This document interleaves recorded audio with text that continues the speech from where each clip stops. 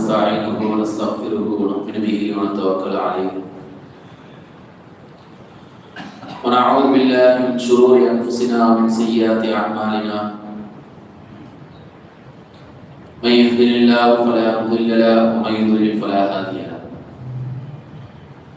وأشهد أن لا إله إلا الله وأشهد أن محمدا عبده ورسوله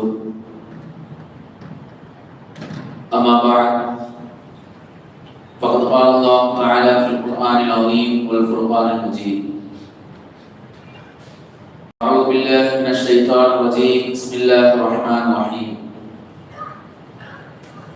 يا أيها الناس اتقوا ربكم الذي خلقكم من نفس واحدة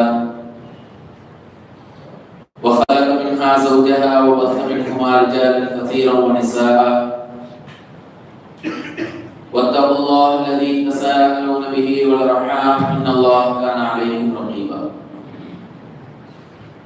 وقال الله تعالى في آية أخرى يا أيها الذين آمنوا اتقوا الله حق تقاته ولا تموتن إلا وأنتم مسلمون وقال سبحانه وتعالى في آية أخرى يا أيها الذين آمنوا اتقوا الله وقولوا قولا سديدا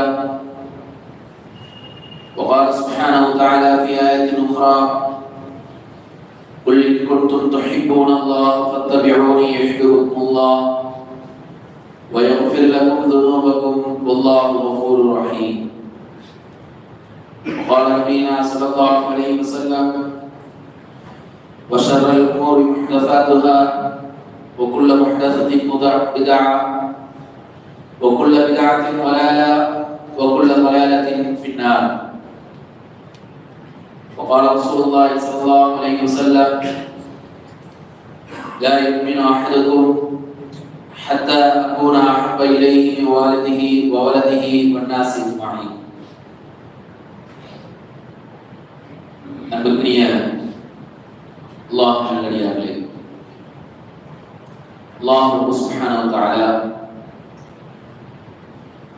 நம் மீது புரிந்திருக்கக்கூடிய அருள்கொடையின் காரணமாக அவன் நம் மீது கடமையாக்கிய ஜும்மாவுடைய தொழுகையை நிறைவேற்றுவதற்காக வேண்டி நபிகள் நாயகம் ஸல்லல்லாஹு அலைஹி வஸல்லம் அவர்கள் எப்படி நமக்கு வழிகாட்டினார்களோ அந்த அடிப்படையில் வந்து அந்த ஜும்மாவுடைய முழுமையான நன்மையை அடைய வேண்டும் என்ற நல்ல எண்ணத்தில் வந்திருக்கக்கூடிய நம்முடைய எல்லா எண்ணங்களையும் நம்முடைய எல்லா நபர்களுடைய அமல்களையும் அல்லாஹ் சுப்ஹானஹு வ தஆலா அங்கீகரித்துக் கொள்வானாக என்ற பிரார்த்தனையோடு இன்றைய ஜும்மாவுடைய உரையை ஆரம்பம் செய்கின்றேன். அன்பிற்குரிய அல்லாஹ் நல்லடியார்களே, இன்றைக்கு நாம் செய்யப்படக்கூடிய பிதஅத்தான காரியங்கள் என்னவென்று நமக்கு தெரிந்திருந்தாலும் கூட ஒரு சில விஷயங்களை நினைவுபடுத்துவதன் மூலமாக நம்முடைய ஈமானை பலப்படுத்துவதற்காக வேண்டிதான் இன்றைய தலைப்பு எடுக்கப்பட்டிருக்கின்றது. அல்லாஹ் சுப்ஹானஹு வ தஆலா மனிதனுக்கு இரண்டு ஆரோக்கியங்கள் அவசியம் என்று சொல்லி காட்டுகிறார். ஒன்று உடல் ஆரோக்கியம், இன்னொன்று உள்ள ஆரோக்கியம். நம்முடைய உடல்ல ஏதாவது தீங்குகள் ஏற்பட்டு விட்டது என்று சொன்னால், ஏதாவது கஷ்டங்கள் ஏற்பட்டதுன்னு சொன்னா நாம என்ன பண்றோம்? உடனே அதை சரி செய்து கொள்வதற்காக வேண்டி, அதிலிருந்து நலம் பெறுவதற்காக வேண்டி, அதிலிருந்து ஷிஃபாவை பெற வேண்டும் என்பதற்காக வேண்டி என்னெல்லாம் மருத்துவ வசதி இருக்குதோ அதெல்லாம் பயன்படுத்தக்கூடியவர்களாக நாம் இருந்து கொண்டிருக்கின்றோம். அது சின்னதா இருந்தாலும் சரி, பெரியதாக இருந்தாலும் சரி, சிறிய ஆரோக்கிய குறைபாடாக இருந்தாலும் பெரிய ஆரோக்கிய குறைபாடுகளாக இருந்தாலும் சிறிய மருத்துவமாகவோ அல்லது பெரிய மருத்துவ உபகரணங்களை கொண்டோ அந்த உடல் ஆரோக்கிய கேட்டை நாம் என்ன பண்றோம்? சரி செய்வதற்காக முயற்சி செய்கின்றோம். நம்ம யாருமே என்ன பண்றது இல்ல, நமக்கு ஏற்பட்டிருக்கக்கூடிய அந்த உடல் ஆரோக்கிய கேடு, இப்போ கையில ஒரு வெட்டு பட்டுருச்சுன்னு சொன்னா நாம வெட்டுதானே பட்டுது அப்படின்னு சொல்லிட்டு சும்மா இருக்கிறது இல்லை. யாருமே சும்மா இருக்க மாட்டோம். உடனே என்ன பண்ணுவோம்? குறைந்தபட்சம் ஒரு துணியை எடுத்தால் அதை அமுக்கி அந்த ரத்தம் வெளியேறுவதை தடுக்கக்கூடியவர்களாக நாம் இருப்போம். இது யதார்த்தமான ஒரு நிலை. உடல்ல ஏற்படக்கூடிய இந்த ஆரோக்கிய கேடு என்பது அது எந்த வகையில ஏற்பட்டாலும் உடனே அதை சரி செய்து கொள்ள வேண்டும் என்று நம்மில் ஒவ்வொருவரும் என்ன பண்றோம், அதற்கான முயற்சிகளை செய்து கொண்டிருக்கின்றோம். அதே போன்றுதான் எப்படி உடலுக்கு ஆரோக்கியத்தை தேடி சிகிச்சை செய்து கொள்கின்றோமோ அதே போன்று நம்முடைய உள்ளத்தில் ஏற்படக்கூடிய நோய்களுக்காக வேண்டி, உள்ளம் சீர்கிடக்கூடிய நேரத்தில் அதை சரி செய்வதற்காக வேண்டி நாம் என்ன பண்ணணும், முயற்சி செய்யணும். ஏன்னா ரசூலுல்லாஹி ஸல்லல்லாஹு அலைஹி வஸல்லம் அவர்கள் சொல்லி காட்டுகிறார்கள், உள்ளம் என்பது ஒரு மனிதனுக்கு சீர்பட்டு விட்டது என்று சொன்னால் அவருடைய எல்லா காரியங்களும் சீர்பட்டு விடும். உள்ளம் கெட்டு போயிடுச்சுன்னு சொன்னா அவருடைய காரியங்கள் எல்லாமே கெட்டு போய்விடும் என்பதாக ரசூலுல்லாஹி ஸல்லல்லாஹு அலைஹி வஸல்லம் அவர்கள் சொல்லி காட்டுகிறார். அப்போ மனிதனுக்கு எப்படி உடல் ஆரோக்கியம் மிக முக்கியமானதோ அதே போன்று உள்ள ஆரோக்கியம் என்பதும் மிக முக்கியமான ஒன்று. நம்முடைய உள்ளத்துல நாம செய்யக்கூடிய காரியங்கள், நாம செய்யக்கூடிய வணக்க வழிபாடுகள், இந்த வழிபாடுகளுடைய தன்மைகள் எப்படி இருக்கின்றது என்பதை அல்லாஹ் சோதிக்கக்கூடியவனாக இருக்கிறான். வெளியே பார்த்தா 5 நேரம் தொழக்கூடிய தொழுகையாளிகளாக இருக்கலாம், நோன்பு வைக்கக்கூடியவர்களாக இருக்கலாம், சதகா கொடுக்கக்கூடியவர்களாக இருக்கலாம், ஹஜ் செய்யக்கூடியவர்களாக இருக்கலாம், என்னெல்லாம் நன்மையான காரியங்கள் சொல்லப்பட்டிருக்கின்றதோ அதையெல்லாம் செய்யக்கூடியவர்களாக இருக்கலாம். ஆனால் இவை எல்லாம் எதற்காக வேண்டி செய்யப்பட்டது, இவையெல்லாம் எதற்காக வேண்டி செய்யப்பட்டது, என்ன நோக்கத்திற்காக வேண்டி செய்யப்பட்டது, அவன் அந்த காரியங்களை செய்வதன் மூலமாக மக்களுக்கு மத்தியில் புகழை விரும்பினானா, மக்களுக்கு மத்தியில் பொருளாதாரத்தை விரும்பினானா, மக்களுக்கு மத்தியில் மரியாதையை விரும்பினானா, எதை விரும்புகின்றான் என்பதை அல்லாஹ் சோதிக்கிறான். அல்லாஹ் நம்முடைய உள்ளத்துல நாம என்ன நினைக்கின்றோம் என்பதை அறியக்கூடியவனாக இருக்கின்றான். அந்த அளவுக்கு நம்முடைய உள்ளத்தின் அடிப்படையில் தான் அல்லாஹ் சுப்ஹானஹு வ தஆலா நம்முடைய காரியங்களுக்கு நமக்கு கூலி வழங்கக்கூடியவனாக இருக்கின்றான். அல்லாஹ் சுப்ஹானஹு வ தஆலா தன்னுடைய திருமறையில சொல்லி காட்டுகின்றான், சஹாபாக்களுடைய உள்ளம் எப்படி இருந்தது 48வது அத்தியாயத்தினுடைய 18வது வசனத்துல சொல்லி காட்டுகிறான். ஃபஅலிம மா ஃபீ குலூபிஹிம், அல்லாஹ் சுப்ஹானஹு வ தஆலா அவர்களுடைய உள்ளத்தை அறிந்து வைத்திருந்தான். அவருடைய உள்ளத்துல எதுதான் இருந்தது, உலக ஆசாபாசங்கள் கிடையாது, உலகத்தினுடைய தேவைகள் கிடையாது, உலகத்தினுடைய எந்த விதமான மோகமும் அவருடைய உள்ளத்தில் கிடையாது. பெருமையை பெற வேண்டும், மக்கள் புகழ வேண்டும் என்ற எந்த எண்ணமும் அவருடைய உள்ளத்துல கிடையாது. என்ன இருந்தது தெரியுமா, அல்லாஹ்வுக்கு கட்டுப்பட வேண்டும், அல்லாஹ்வுடைய தூதருக்கு கட்டுப்பட வேண்டும், இந்த ஒரே ஒரு நோக்கம் மட்டும்தான். அல்லாஹ்வுடைய திருப்தியை பெற வேண்டும், இறை தூதருடைய திருப்தியை பெற வேண்டும் என்ற இந்த 2 நோக்கங்களுக்கு தவிர வேற எதுவுமே அவங்களுடைய உள்ளத்துல கிடையாது. அவர்கள் அவருடைய வாழ்க்கையை எல்லாமே முழுக்க முழுக்க அர்ப்பணித்தது எல்லாமே எதற்காக வேண்டிதான், அல்லாஹ்வுக்காகவும் அல்லாஹ்வுடைய தூதருக்காக வேண்டிதான் மட்டும்தான் அர்ப்பணிக்கக்கூடியவர்களாக இருந்தார்கள். அல்லாஹ் சுப்ஹானஹு வ தஆலா அதற்கு சான்றாக தன்னுடைய திருமறையில சொல்லி காட்டுகிறார். 59வது அத்தியாயத்தினுடைய 8வது வசனத்துல லில் ஃபுகராஇல் முஹாஜிரீன் அல்லதீன உக்ரிஜூ மின் தியாரிஹிம், அதாவது மக்காவிலிருந்து ஹிஜ்ரத் செய்து சென்ற அந்த சம்பவத்தை அல்லாஹ் சுப்ஹானஹு வ தஆலா சொல்லி காட்டுகிறார். மக்காவிலிருந்து அவர்கள் அவருடைய சொத்துக்களை, அவருடைய செல்வங்களை, அவருடைய உறவுகளை எதற்காக வேண்டி பிரிந்து சென்றார்கள், என்ன நோக்கத்திற்காக வேண்டி சென்றார்கள், என்ன நோக்கம், அல்லாஹ்வுக்காக வேண்டி, அல்லாஹ்வுடைய மார்க்கத்திற்காக வேண்டி, அல்லாஹ்வுடைய தூதருக்கு உதவி செய்ய வேண்டும் என்பதற்காக வேண்டி, அல்லாஹ்வுடைய தூதரை முழுக்க முழுக்க நேசித்ததற்காக வேண்டி அவர்கள் என்ன பண்ணாங்க, அவருடைய ஊர்களை விட்டு வெளியேறக்கூடியவர்களாக இருந்தார்கள். அல்லாஹ் சொல்லி காட்டுகிறார். அவங்க மக்கால இருந்து போகக்கூடிய நேரத்துல மதீனால போய் ஒரு ஆட்சியை உருவாக்க வேண்டும், ஒரு அரசாட்சியை உருவாக்க வேண்டும், அதிகார பலத்தை பெற வேண்டும் என்பதற்காக வேண்டி அவங்க வந்து என்ன பண்ணல, ஹிஜ்ரத் செய்யல. எதற்காக வேண்டி செய்தாங்க, அல்லாஹ்வுடைய திருப்தி, அல்லாஹ்வுடைய தூதர் ஸல்லல்லாஹு அலைஹி வஸல்லம் அவர்களுக்கு உதவ வேண்டும், இந்த நோக்கத்திற்காக வேண்டி தான் ஹிஜ்ரத் செய்தார்கள் என்ற செய்தியை அல்லாஹ் சுப்ஹானஹு வ தஆலா தன்னுடைய திருமறையில சொல்லி காட்டுகிறார். அப்போ சஹாபாக்களுடைய வாழ்க்கையில முழுக்க முழுக்க இறைவனும் இறை தூதருடைய அந்த வழிகாட்டுதலும் இறை திருப்திக்காக வேண்டி இருக்க வேண்டும் என்பதற்காக வேண்டி மட்டும்தான் அவருடைய செயல்பாடுகள் இருந்தது. அவருடைய செயல்பாடுகள் அதற்காக வேண்டி மட்டும்தான் இருந்தது. அவருடைய எண்ணம் எப்படி இருந்தது தெரியுமா? அவருடைய உலகத்தினுடைய வாழ்க்கையில அவர்கள் நபியை எப்படி வைத்திருந்தார்கள் என்று சொன்னார். அல்லாஹ் சுப்ஹானஹு வ தஆலா தன்னுடைய திருமறையில சொல்லி காட்டுகிறார். 33வது அத்தியாயத்தினுடைய 6வது வசனத்தில் சொல்லி காட்டுகிறார். அன்-நபிய்யு அவுலா பில் முஃமினீன மின் அன்ஃபுஸிஹிம். அவர்கள் எப்படி நேசித்தாங்க? அவர்களை விட, அவர்களுடைய உயிரை விட அதிகமாக நபியை நேசிக்கக்கூடியவர்களாக இருந்தார்கள். யாரு? யாரு? சஹாபாக்கள். அந்த அளவுக்கு அவர்கள் மீது நேசம் கொள்ளக்கூடியவர்களாக இருந்தார்கள். ரசூலுல்லாஹி ஸல்லல்லாஹு அலைஹி வஸல்லம் உமர் ரலியல்லாஹு அன்ஹு வந்து சொல்றாங்க, யா ரசூலுல்லாஹ், என்ன சொல்றாங்க? யா ரசூலுல்லாஹ், நான் உங்களை எப்படி வச்சிருக்கேன் தெரியுமா? என்னுடைய உள்ளத்துல உங்களுக்கு இருக்கக்கூடிய அந்தஸ்து என்ன தெரியுமா? உமர் ரலியல்லாஹு அன்ஹு அவர்கள் சொல்லுகிறார்கள், என்ன சொல்றாங்க? லா அன்த அஹப்பு இலைய மின் குல்லி ஷைஇன் இல்லா மின் நஃப்ஸ். அவங்க சொல்றாங்க ரசூலுல்லாஹ், யா ரசூலுல்லாஹ், எனக்கு என்னுடைய மனைவி பிள்ளைகள் எல்லாவற்றையும் விட நீங்கள் நேசத்திற்குரியவர்களாக இருக்கின்றீர்கள். எதற்கு பிறகு தெரியுமா? எனக்கு பிறகு, என்னுடைய உயிருக்கு பிறகு நான் உங்களை அதிகமாக நேசிக்கின்றேன் அப்படின்னு சொல்லி உமர் ரலியல்லாஹு வந்து ரசூலுல்லாஹ்ட்ட சொல்றாங்க. ரசூலுல்லாஹ்ட்ட சொன்ன உடனே ரசூலுல்லாஹி ஸல்லல்லாஹு அலைஹி வஸல்லம் அவர்கள் என்ன சொன்னாங்க? லா, அதெல்லாம் முடியாது, அதெல்லாம் முடியாது. நீ எப்படி நேசிக்கணும் தெரியுமா? என்ன நீ எப்படி நேசிக்கணும்? நீ சொன்ன உன்னுடைய பிள்ளைகள், உன்னுடைய உறவுகள், உன்னுடைய எல்லா விதமான தேவைகளை விட உனக்கு உன்னுடைய உயிர் மேலானது. அதற்கு பிறகு என்னை நேசிக்கின்றாய் என்று சொன்னாங்க. ஆனால் நீ எப்படி நேசிக்கணும் தெரியுமா? உமர் ரலியல்லாஹு அன்ஹு ரசூலுல்லாஹ் சொல்றாங்க, என்ன சொல்றாங்க?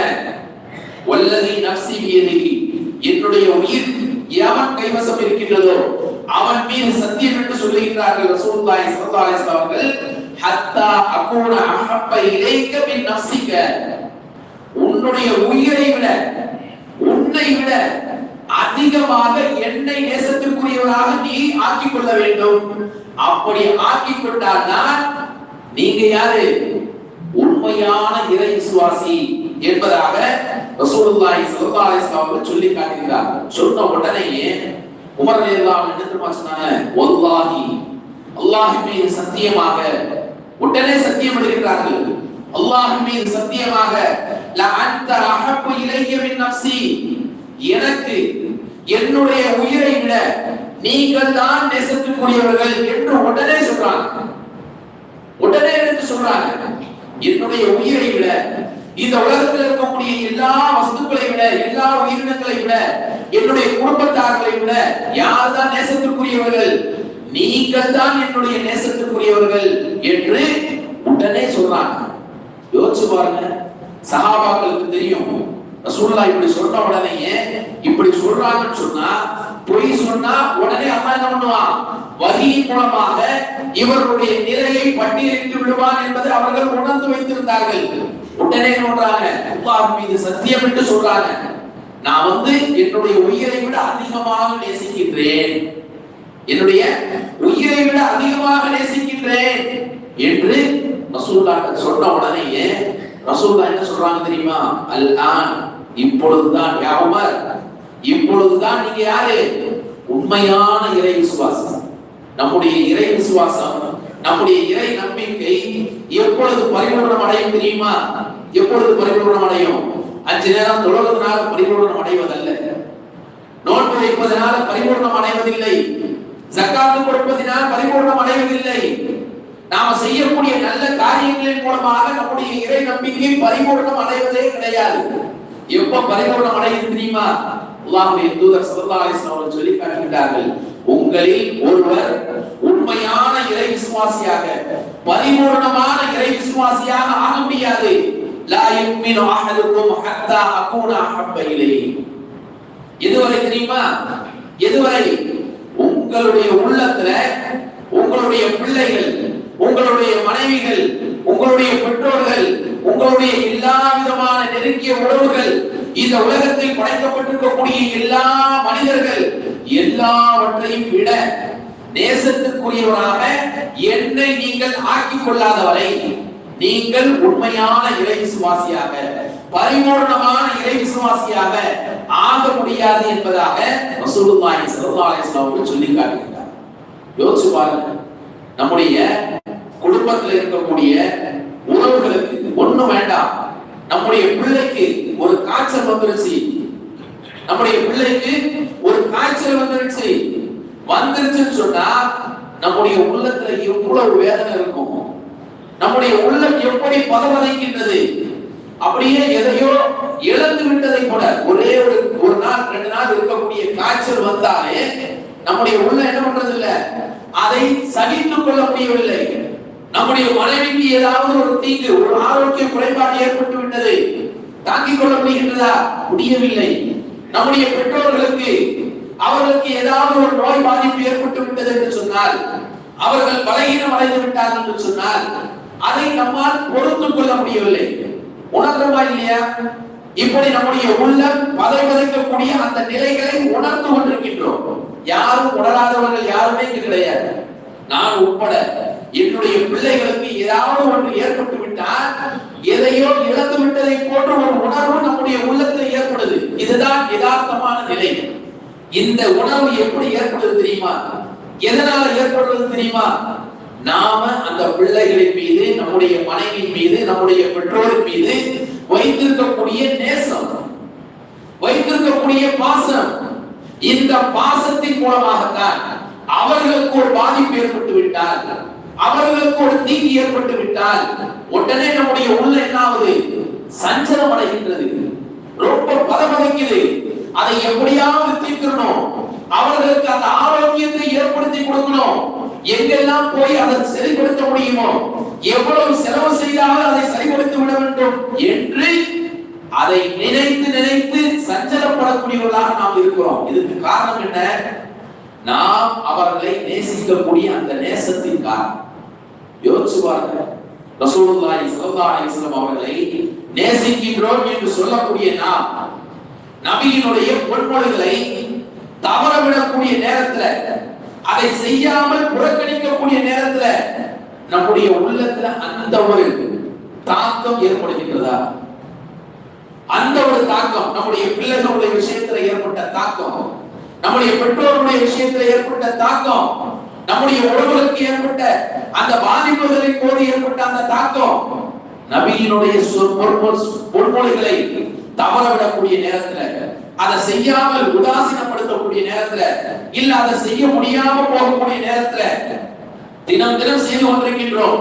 அந்த காரியத்தை இன்னைக்கு செய்ய முடியலன்னு சொன்ன உடனேயே, அதை தவறவிட்ட உடனேயே நம்முடைய உள்ளத்தில் அந்த பாதிப்பு ஏற்படுகின்றதா? யோசிச்சு பாருங்க. அப்ப நாம் எப்படி நேசிக்கிறோம்? நபியினுடைய பெயரை கேட்டால் சரவான்னு சொல்ல வேண்டும்.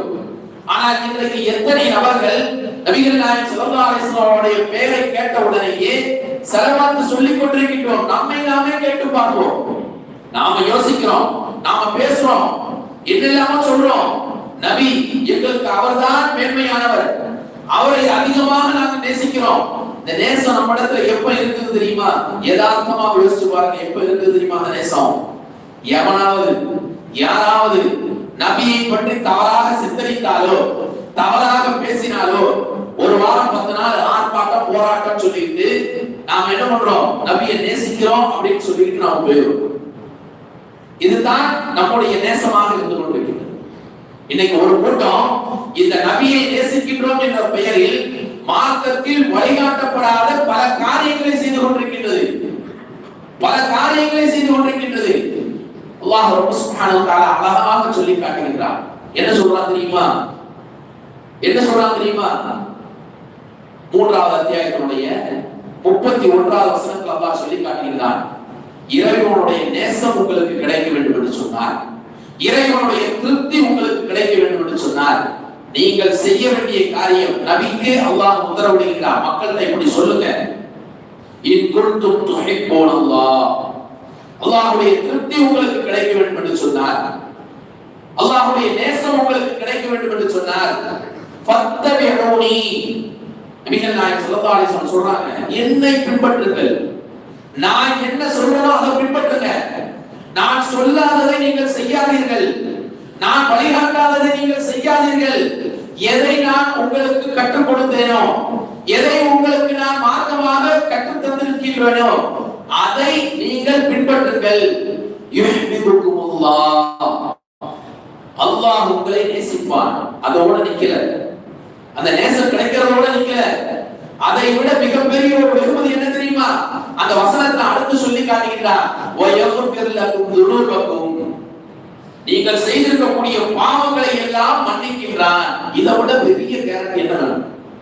இன்னைக்கு ஒரு கூட்டம் நபியை நேசிக்கின்றோம் என்ற பெயரில் அவர்களுக்கு, அதாவது மார்க்கத்தில் ரசூலுல்லாஹி ஸல்லல்லாஹு அலைஹி வஸல்லம் அவர்கள் சொல்லி தராத, வழிகாட்டாத பல அனாச்சாரங்களை செய்யக்கூடியவர்களாக நாம் பார்த்துக் கொண்டிருக்கின்றோம். ஆனா அவங்களுடைய நோக்கம் என்ன?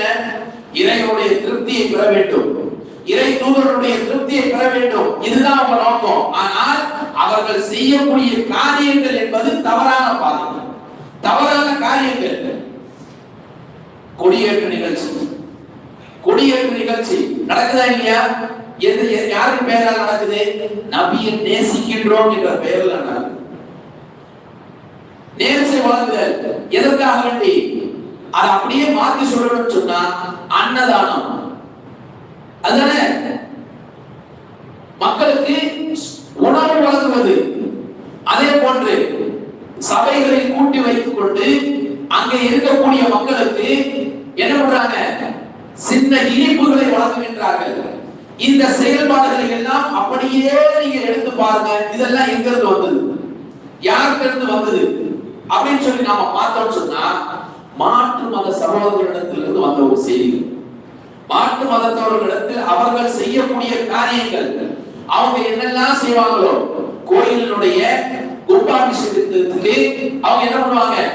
கொடியேற்று நிகழ்ச்சியை ஏற்படுத்துவார்கள், அன்னதானம் செய்வார்கள், அவர்கள் பிள்ளைகளுக்கு இனிப்புகளை வழங்குவார்கள், அங்க திரி மெழுகு, அதாவது சந்தன திரியை பத்துவார்கள், சாம்பிராணி புகை போடுவார்கள், விளக்குகளை ஏற்றுவார்கள். இதெல்லாம் அவர்களுடைய காரியங்கள். இது அப்படியே நாய் போச்சு. நம்மால் பார்க்கிறோம், என்னடா நம்ம பள்ளிவாசல்ல ஒண்ணுமே இல்லை, ஒரு சிலை இல்ல, ஒரு விளக்கு இல்ல, ஒரு திரி இல்ல, ஒண்ணுமே இல்ல. இதெல்லாம் நம்மளும் வச்சா என்ன? அவங்களோடையும் நாம தான் அல்லாஹ்வை அதிகமா நேசிக்கிறோம், நபியை அதிகமா நம்ம தான் இது பண்றோம், நாம தான் சத்தியத்துல இருக்கோம் அப்படின்னு சொல்லி அவர்கள் செய்யக்கூடிய காரியங்கள் எல்லாமே என்னதான்? தவறான காரியங்கள். ரசூலுல்லாஹி ஸல்லல்லாஹு அலைஹி வஸல்லம் சொல்லி காட்டுகிறார்கள், நான் வழிகாட்டாமல், நான் உங்களுக்கு கற்றுத்தராமல் ஒரு விஷயத்தை நீங்கள் செய்தீர்கள் என்று சொன்னால், ஒரு காரியத்தை நீங்கள் செய்தீர்கள் என்று சொன்னால், அந்த காரியங்கள் அனைத்தும் ரத்து செய்யப்படும். அது அனைத்துமே என்ன ஆக்கப்படும்? இல்லாமல் ஆக்கப்பட்டு விடும். யோசிச்சு பாருங்க, எவ்வளவு காரியங்கள் எதன் பெயரால் நடக்குது? நபியை நேசிக்கின்றோம் என்ற பெயரில் இந்த காரியங்கள் எல்லாம் நடந்து கொண்டிருக்கிறது. ஆனா அல்லாஹ் என்ன சொல்றான்? அல்லாஹ் என்ன சொல்றான்? நபியை நேசிக்கக்கூடியவர்களாக இருந்தால் நபியை நீங்கள் பின்பற்றுங்கள். ஃபத்தபிஊனி, அவரை பின்பற்றுங்கள். பின்பற்றினீர்கள் என்று சொன்னால் உங்களுக்கு கிடைக்கக்கூடிய வெகுமதி என்னவென்று சொன்னால் இறைவனுடைய நேசமும், நீங்கள் செய்திருக்கக்கூடிய பாவங்களை எல்லாம் மன்னிக்கக்கூடிய ஒரு பாக்கியமும் அல்லாஹ் உங்களுக்கு தருகின்றார். இதை விட பெரிய பாக்கியம் வேற எங்கேயும் கிடையாது. ஏன்னா அல்லாஹ் சுப்ஹானஹு வ தஆலா வேற ஒரு வசனத்துல சொல்லி காட்டுகிறான். என்ன சொல்றான்? வமை யுத்திஇல்லாஹ், யார் அல்லாஹ்வுக்கு கட்டுப்படுகிறார்களோ, வமை யுத்திஇல்லாஹ் வ ரசூல், அல்லாஹ்வுடைய தூதருக்கு கட்டுப்படுகிறார்களோ, இப்படி கட்டுப்படக்கூடிய நபர்களுக்கு அல்லாஹ் கொடுக்கக்கூடிய வெகுமதிகளை பாருங்க. அல்லாஹ் சுப்ஹானஹு வ தஆலா சூரத்து நிசால சொல்லி காட்டுகிறான். என்ன சொல்றான்? இப்படிப்பட்ட நபிக்கு கட்டுப்பட்டு, அல்லாஹ்வுக்கு கட்டுப்பட்டு யார் தங்களுடைய வாழ்க்கையை அமைத்துக் கொள்கிறார்களோ அவர்களுக்கு ஃபௌலாயிக மஅல்லதீன அன்அமல்லாஹு அலைஹிம் மினன் நபிய்யீன வஸ்ஸிதீகீன வஷ்ஷுஹதா வஸ்ஸாலிஹீன் வஹஸன உலாயிக ரஃபீகா. எவர்கள் அல்லாஹ்வுக்கும் அல்லாஹ்வுடைய தூதருக்கும் கீழ்ப்படிந்து கட்டுப்பட்டு நடக்கின்றார்களோ அவர்கள் அருள் செய்யப்பட்ட நபிமார்கள், சத்தியவான்கள், சன்மார்க்க போரில் இறந்த சுபதாக்கள், ஷஹீதுகள், நல்லொழுக்கமுடையவர்கள், இவர்களோடு அவர்கள் மறுமையில் இருப்பார்கள். இவர்கள்தான் அவருடைய தோழர்கள் என்று அல்லாஹ் சுப்ஹானஹு வ தஆலா தன்னுடைய திருமறையில் சொல்லி காட்டுகிறார். யோசிச்சு பாருங்க. அப்ப இந்த அந்தஸ்து நமக்கு கிடைக்கும்னு சொன்னா நபிமார்களோடு, சுஹதாக்களோடு, சித்தீகீன்களோடு, நல்லவர்களோடு மறுமையில் இருக்கக்கூடிய ஒரு வாக்கியம் நமக்கு கிடைக்க வேண்டும் என்று சொன்னால், உலகத்துல வாழுகின்ற பொழுது இறைவனுக்கு கட்டுப்பட்டு, இறை தூதனுடைய மொழிகளுக்கு கட்டுப்பட்டு, அவரை சரியான முறையில் நேசிக்கக்கூடியவர்களாக நம்முடைய வாழ்க்கையை நாம் அமைத்துக் கொள்ள வேண்டும். அல்லாஹ் சுப்ஹானஹு வ தஆலா எண்ணற்ற வசனங்களை சொல்லி காட்டுகிறான். ஒவ்வொரு ஜும்மாவுடைய ஆரம்பத்திலையும் ஓதப்படக்கூடிய வசனம் என்ன வசனம்?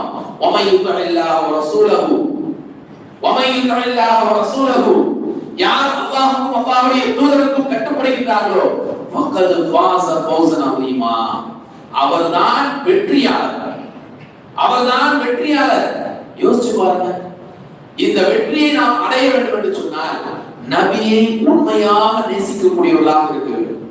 சஹாபாக்களுடைய நேசம் அப்படித்தான் இருந்தது. சஹாபாக்களுடைய நேசம் அப்படித்தான் இருந்தது. நீங்க யோசிச்சு பாருங்க. நம்முடைய வாழ்க்கையில நம்முடைய உறவுகள், நம்முடைய தந்தையோ தாயோ, நம்முடைய சகோதரர்களோ சகோதரிகளையோ யாராவது ஒருவர் வசைப்பாடு விட்டால் உடனே என்ன பண்ணுவோம்? சண்டைக்கு நிற்போம். எப்படிடா நீ பேசுவ? எப்படி என்னுடைய சகோதரனை நீ பேசுவ? கேட்போமா இல்லையா? கேட்போமா இல்லையா? ஆனா ரசூலுல்லாஹி ஸல்லல்லாஹு அலைஹி வஸல்லம் அவர்களை நேசித்த சஹாபாக்களுடைய வாழ்க்கையில் இந்த நிலைத்தான் இருந்தது. பத்ர் போர்க்களத்துல அபூ ஜஹல் கொல்லப்பட்டான். எதற்காக வேண்டி கொல்லப்பட்டான்? எதற்காக வேண்டி கொல்லப்பட்டான்? நபியை ஏசியதின் காரணமாக, நபியை திட்டியதின் காரணமாக. கொன்றது யாரு? முஆபித் என்று சொல்லப்படக்கூடிய 2 சிறுவர்கள். அந்த சிறுவர்கள் எப்படி நபியை நேசித்திருப்பாங்க? யோசிச்சு பாருங்க. எந்த அளவுக்கு யோசிச்சிருப்பாங்க, நேசித்திருப்பாங்க. அவருடைய நேசம் எந்த அளவுக்கு இருந்தது என்று சொன்னால், அதன் காரணமாக நேரத்தை எதிர்பார்த்து கொண்டிருந்தார்கள். போர்க்களத்தில் அவருக்கு டைம் கிடைக்குது, வாய்ப்பு கிடைக்குது, கொலை செய்து விடுகிறார். இன்னைக்கு நாம அதை செய்யக்கூடாது. நபியை ஒருத்தர் திட்டினான்னு சொல்லிட்டு நாம போய் விட்ட போக முடியுமா? முடியாது, செய்யக்கூடாது. அது மார்க்கம் தடை செய்திருக்கின்றது. அன்னைக்கு போர்க்களத்துல வாய்ப்பு கிடைச்சது, செய்து விட்டார்கள். அப்ப அந்த பிள்ளைகளுடைய நேசம் எப்படி இருந்திருக்கு? இன்னொரு நபித்தோழர், கண் தெரியாத சஹாபி, அபூதாவுல பதிவு செய்யப்பட்டிருக்கக்கூடிய ஒரு செய்தி. அந்த செய்தி என்னன்னு சொன்னா, அந்த கண் தெரியாத நபித்தோழர் ஒரு அடிமை பெண்ணை அவங்க என்ன பண்றாங்க? அவங்க கூட வச்சிருக்காங்க. அந்த அடிமை பெண்ணின் மூலமாக அவங்க என்ன பண்றாங்கன்னு சொன்னா, அவங்க குழந்தையை பெற்றுக்கிறாங்க. குழந்தையை பெற்றதற்கு பிறகு அந்த அடிமை பெண் எப்படி இருக்கிறான்னு சொன்னா, நபியை அதிகமாக வசைபாடக்கூடியவர்களாக இருக்கின்றார். நபியை வசைபாடக்கூடியவர்களாக இருக்கின்றார். அப்ப அந்த பெண்மணிகிட்ட இந்த சஹாபி என்ன பண்றாங்க? அதிகமா சொல்றாங்க, ரசூலுல்லாஹ் அப்படி திட்டக்கூடாது, ஏசக்கூடாது அப்படின்னு சொல்லி திரும்ப திரும்ப திரும்ப திரும்ப சொல்லிக்கிட்டே இருக்காங்க. ஆனா அந்த பெண்மணி நிறுத்திய பாடே கிடையாது. ஒரு கட்டத்துல அந்த பெண்மணியை கொலை செய்து விடுகிறார். கொலை செஞ்சுட்டு ரசூலுல்லாஹ்ட்ட போய் அடுத்த நாள் சொல்றாங்க, யா ரசூலுல்லாஹ், என்னுடைய அடிமை பெண் அவ என்ன பண்ணா, உங்களை அதிகமா திட்டிக்கிட்டே இருந்தா, நான் சொல்லி சொல்லி பார்த்தேன், கேட்கல. ஆனா ஒரு கட்டத்துக்கு மேல என்னால் முடியாதனால அவளை கொலை செய்து விட்டேன் என்பதாக ரசூலுல்லாஹி ஸல்லல்லாஹு அலைஹி வஸல்லம் அவரிடத்துல போய் சொன்ன உடனே ரசூலுல்லாஹி ஸல்லல்லாஹு அலைஹி வஸல்லம் அவர்கள் சொல்லி காட்டுகிறார்கள், ரத்தம் ஓட்டுறது மார்க்கத்தில் அனுமதிக்கப்பட்டதல்ல என்று உபதேசம் செய்கிறார்கள். உபதேசம் செய்கிறாங்க. அந்த செய்தி சொல்லப்பட்டதனுடைய நோக்கம் வேற. ஆனால் அந்த செய்தியில சொல்லப்படக்கூடிய காரியம் என்ன தெரியுமா? நபியை திட்டுவதை கூட அந்த சஹாபாக்களால், கண் தெரியாத சஹாபாக்கள், அந்த கண் தெரியாத அந்த சஹாபியினுடைய நிலைமை என்ன தெரியுமா? எந்த தேவையை பூர்த்தி செய்வதாக இருந்தாலும் அந்த அடிமை பெண் இல்லாமல் என்ன பண்ண முடியாது, அவருடைய தேவையை பூர்த்தி செய்ய முடியாது. அவருடைய தேவையை பூர்த்தி செய்ய முடியாது. அந்த அடிமை பெண் தான் எல்லா விதமான உதவிகளையும் செய்கிறார். இப்படி செய்ததற்கு பிறகும் கூட நபியை திட்டிவிட்டார் என்பதற்காக என்ன பண்றாங்க? விட்டு வைக்கிறது. வேறொரு ரிவாயத்துல வருது, அந்த சஹாபி யாருன்னு சொன்னா அப்துல்லா இப்னு உம்மி மக்தூம் என்று சொல்லப்படக்கூடிய நபித்தோழர் என்பதாக சொல்லப்படுகிறது. யோசிச்சு பாருங்க, நபியை எந்த அளவுக்கு நேசித்திருக்கிறார்கள் சஹாபாக்கள். நம்முடைய நேசம் எப்படி இருந்து கொண்டிருக்கின்றது? நம்முடைய நேசம் எப்படிப்பட்ட நிலையில் இருந்து கொண்டிருக்கின்றது? ரசூலுல்லாஹி ஸல்லல்லாஹு அலைஹி வஸல்லம் அவர்கள் காலை எழுந்தது முதல் இரவு உறங்க செல்கின்றது வரை எப்படி இருக்க வேண்டும், எப்படிப்பட்ட காரியங்களை நாம் செய்ய வேண்டும் என்று நமக்கு அழகான முறையில் வழிகாட்டி இருக்கின்றார்கள். நம்முடைய வாழ்க்கையினுடைய ஒவ்வொரு நாளுடைய தொடக்கமே எப்படி இருக்கணும் நமக்கு வழிகாட்டி இருக்கின்றார்கள். நாம நபியை நேசிக்கின்றோம் என்று சொன்னால் அந்த அடிப்படையில் அந்த நாளை தொடங்கக்கூடியவர்களாக நாம் இருக்கணும். ரசூலுல்லாஹ் எப்படி தொடங்கினாங்க? தஹஜ்ஜுத் தொடங்கக்கூடியவர்களாக தொடங்கினாங்க. நாம எப்படி நாளை தொடங்குறோம்? சுபுஹே இல்லாத நிலையில் தொடங்குகிறோம். லுஹர் தொழுவோம், மக்ரிப் தொழுவோம், அஸர் தொழுவோம், இஷா தொழுவோம், எல்லாவற்றையும் தொழுவோம். ஆனா தொடக்கம் என்ன ஆயிரும்? எத்தனை நபர்கள் ஜமாத்தை தவறவிட்டு கொண்டிருக்கின்றோம் யோசிச்சு பாருங்க. ஆனா நாம சொல்றோம் நபியை நேசித்துக் கொண்டிருக்கின்றோம். நபியை நேசிக்கிறதுன்னு சொன்னா அவர்கள் எப்படி நாளை தொடங்கினார்களோ அதே போன்று தொடங்கி அந்த நாளை நிறைவு செய்யக்கூடிய நேரத்தில் கடைசியில போய் உட்கார்ந்து படுக்கக்கூடிய நேரத்திலும் கூட என்னென்ன அவராதுகளை ஓத வேண்டும், என்னென்ன பிரார்த்தனைகளை ஓத வேண்டும் என்று நமக்கு கற்றுத்தந்திருக்கின்றார்கள். இவை அனைத்தையும் பின்பற்றி நடக்கக்கூடியவர்களாக நாம் நம்முடைய நேசத்தை வெளிப்படுத்த வேண்டும். யோசிச்சு பாருங்க, உலகத்திலேயே நாம பார்க்கிறோம், ஒரு மனிதர் ஒரு மனிதரை நேசிச்சுட்டாருன்னு சொன்னா, அவருக்கு ரொம்ப விருப்பமானவராக இருந்தாருன்னு சொன்னா, அவர் செய்யக்கூடிய எந்த தவறுமே பெருசா தெரியாது. ஆனா அதே நபர் அவருடைய வெறுப்பை சம்பாதித்து விட்டால் அவர் எவ்வளவுதான் நன்மை செஞ்சாலும் அந்த நன்மை இவருடைய கண்ணுக்கு தெரியவும் செய்யும். பார்க்கிறோமா இல்லையா? இப்படிப்பட்ட நிலையில் தான் நாம் இருந்து கொண்டிருக்கிறோம். ஆனால் நாம் நபியை நேசிக்கின்றோம் என்று சொன்னார் ரசூலுல்லாஹி ஸல்லல்லாஹு அலைஹி வஸல்லம் அவர்கள் எப்படி நமக்கு வழிகாட்டினார்களோ, எப்படி நமக்கு காரியங்களை நமக்கு கற்றுத் தந்திருக்கிறார்களோ, மார்க்கம் என்றால் இப்படித்தான் இருக்க வேண்டும், உங்களுடைய பிரார்த்தனை இப்படித்தான் இருக்க வேண்டும், உங்களுடைய பிரார்த்தனையை இறைவனிடத்தில் மட்டும்தான் கேட்க வேண்டும் என்று ரசூலுல்லாஹி ஸல்லல்லாஹு அலைஹி வஸல்லம் அவர்கள் நமக்கு கற்றுத் தந்திருக்கிறார்கள். எந்த அளவுக்கு? செருப்பனுடைய வாள் அறுந்தாலும் இறைவனிடத்தில் நீங்கள் பிரார்த்தனை செய்யுங்கள் என்று.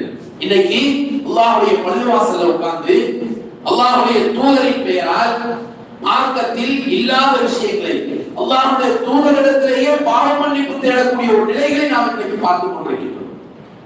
அல்லாஹ் தன்னுடைய திருமறையில சொல்லி காட்டுகிறான், பள்ளிவாசல்கள் எல்லாம் எதற்காக எழுப்பப்பட்டது என்று சொன்னால், அன்னல் மஸாஜித லில்லாஹ், பள்ளிவாசல்கள் எல்லாம் அல்லாஹ்வுக்கு சொந்தமானது. ஃபலா ததுஉ மஅல்லாஹி அஹதா, அங்க நீங்க என்ன பண்ணாதீங்க, அல்லாஹ்வை தவிர்த்து வேறு யாரையும் அழைக்காதீர்கள். ஆனால் இன்றைக்கு நபிகள் நாயகம் ஸல்லல்லாஹு அலைஹி வஸல்லம் அவர்கள் இறந்ததாக சொல்லப்படக்கூடிய குறிப்பிட்டு, அதாவது வரலாற்று ஆசிரியர்களால் குறிப்பிட்டு சொல்லப்பட்ட இந்த மாதத்தில், இந்த நாளில் தான் நபிகள் நாயகம் ஸல்லல்லாஹு அலைஹி வஸல்லம் அவர்கள் மரணித்தார்கள் என்று ஏகோபித்து எல்லா அறிஞர்களும் சொன்ன அந்த நாளை குறிப்பிட்டு மீலாது விழா என்று சொல்லி, நபியை நேசிக்கின்றோம் என்று சொல்லி, நபியினிடத்துல பாவ மன்னிப்பு தேடக்கூடியவர்களாக, நபியை அல்லாஹ்வுக்கு இணை வைக்கக்கூடிய, அல்லாஹ்வுடைய அந்தஸ்துக்கு நபியை கொண்டு போய் இணை வைத்து வணங்கக்கூடிய ஒரு நிலையில் பள்ளிவாசல்கள் எல்லாம் இன்றைக்கு பயன்படுத்தப்பட்டு கொண்டிருக்கிறது. யோசிச்சு பாருங்க. அல்லாஹ் சுப்ஹானஹு வ தஆலா இப்படிப்பட்ட நிலை உள்ள மக்களை பற்றி அல்லாஹ் திருமறையிலே சொல்லி காட்டுகிறார். 4வது அத்தியாயத்தினுடைய 16வது வசனத்தில் அல்லாஹ் சொல்லி காட்டுகிறார், வமை யஸில்லாஹு வ ரசூலஹு, யார் அல்லாஹ்வுக்கும் அல்லாஹ்வுடைய தூதருக்கும் மாறு செய்கிறார்களோ, வயதஅத்த ஹுதூதஹு யுத்ஹிலுஹு நாரா, அவருடைய கட்டுதலத்தை நரகத்தை அல்லாஹ் சுப்ஹானஹு வ தஆலா ஏற்படுத்தி விடுவான். அல்லாஹ்வுக்கும் அல்லாஹ்வுடைய தூதருக்கும் மாறு செய்யக்கூடிய நபர்களை அல்லாஹ் நரகத்தில் புகுத்துவான். காலிதன் ஃபீஹா வலஹு அதாபுன் முஹீன், அவர்கள் அதிலே நிரந்தரமாக இருப்பார்கள், இழிவான வேதனையும் அவர்களுக்கு உண்டு என்பதாக அல்லாஹ் சொல்லி காட்டுகிறார். ஆகவே இறைவனும் இறை தூதர் ஸல்லல்லாஹு அலைஹி வஸல்லம் அவர்களும் எப்படி நம்முடைய நேசம் இருக்க வேண்டும் என்று நமக்கு கற்றுத் தந்திருக்கின்றார்களோ, அந்த அடிப்படையில் நபியை நேசித்து நபிகள் நாயகம் ஸல்லல்லாஹு அலைஹி வஸல்லம் வாழ்க்கையில் அவர்கள் வழிகாட்டிய அந்த விதத்தில் நம்முடைய வாழ்க்கையை அமைத்துக் கொள்ளக்கூடியவர்களாக நாம் மாற வேண்டும். அல்லாஹ் சுப்ஹானஹு வ தஆலா அப்படிப்பட்ட பாக்கியவான்களாக நம்மை ஆக்கி அருள் புரிவானாக. ربنا آتنا في الدنيا حسنة وفي الآخرة حسنة وقنا عذاب النار. يا أيها الذين آمنوا اتقوا الله وقولوا قولا سديدا يصلح لكم أعمالكم ويغفر لكم ذنوبكم ومن يطع الله ورسوله فقد فاز فوزا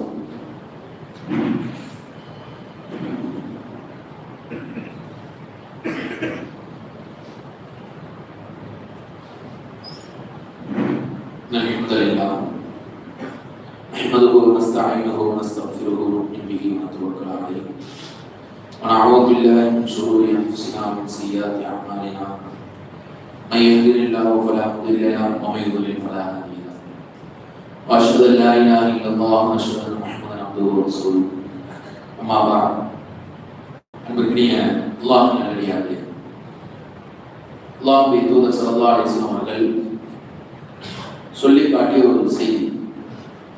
தன்னுடைய கடைசி ஹஜ்ஜில ரசூலுல்லாஹி ஸல்லல்லாஹு அலைஹி வஸல்லம் அவர்கள் சொன்ன ஒரு செய்தி, பல்லிகு அன்னி வலோ ஆயா. அதாவது, என்னிடத்திலிருந்து ஏதேனும் ஒரு விஷயத்தை நீங்கள் கேட்டிருந்தால் அந்த செய்தியை நீங்க என்ன பண்ணுங்க, இங்க வந்திருக்கக்கூடியவர்கள் வராதவர்களிடத்துல எடுத்து சொல்லிவிடுங்கள் என்பதாக அல்லாஹ்வுடைய தூதர் ஸல்லல்லாஹு அலைஹி வஸல்லம் அவர்கள் சொன்ன ஒரு செய்தி. இப்ப நபியை நேசிக்கக்கூடிய நாம நம் மீது இருக்கக்கூடிய மிக முக்கியமான ஒரு கடமை இருக்கு. என்ன கடமை தெரியுமா? ரசூலுல்லாஹி ஸல்லல்லாஹு அலைஹி வஸல்லம் அவர்கள் எதற்காக வேண்டி இந்த உலகத்தில் அனுப்பப்பட்டார்களோ, தூதராக எதற்காக வேண்டி அனுப்பப்பட்டார்களோ அந்த காரியத்தை அவர்கள் செய்துவிட்டு சென்று விட்டார். அதற்கு பிறகு இருக்கக்கூடிய நாம அந்த காரியத்தை செய்யக்கூடியவர்களாக நாம் இருக்கணும். ஏன்னா அவங்க செய்த காரியத்தை நாம் அவர்களை நேசிப்பதன் மூலமாக, அந்த காரியத்தை செய்வதன் மூலமாக தான் நம்முடைய நேசத்தை வெளிப்படுத்தணும். என்ன காரியம்? நன்மையை ஏவி தீமையை தடுக்கிறது. நன்மையை ஏவி தீமையை தடுக்கிறது.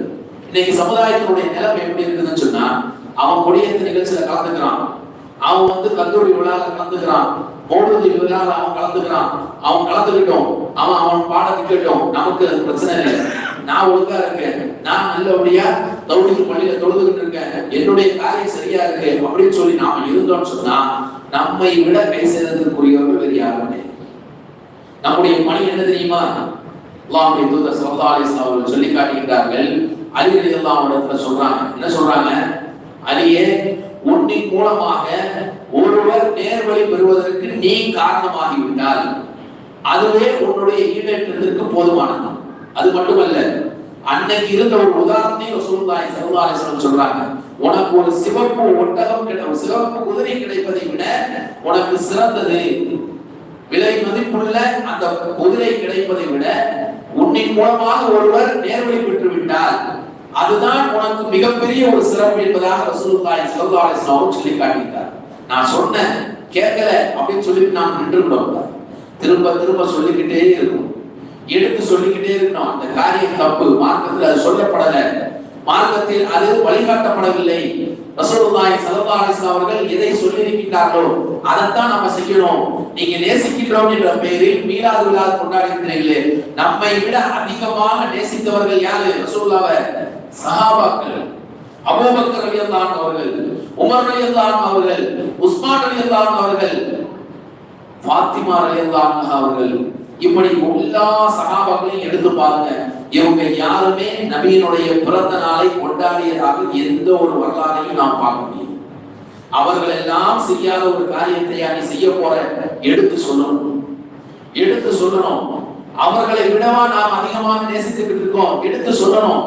நம்முடைய நேசத்தை எப்படி காட்ட வேண்டும் என்று சொன்னால், அவங்க என்ன காரியத்தை எல்லாம் நமக்கு கற்றுத் தந்திருக்கிறார்கள், எதிர்க்கும் போது எப்படி வெத்திருக்கணும், நாம என்னென்ன அமல்களை செய்யணும், எந்தெந்த திக்ருகளை சொல்லி காட்டியிருக்கிறார்கள், என்னென்ன நல்ல காரியத்தை செய்யணும், இதையெல்லாம் அவர்களுக்கு எடுத்து சொல்லக்கூடியவர்களாக நாம் இருக்க வேண்டும்.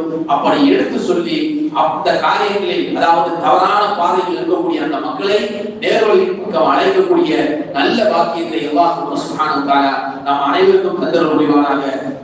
நபியை நேசிக்கக்கூடிய ஒரு உண்மையான இறை விசுவாசியாக, ஒரு பரிபூர்ணமான இறை விசுவாசியாக அல்லாஹ் சுப்ஹானஹு வ தஆலா நம் அனைவரையும் ஆக்கியருள் புரிவானாக.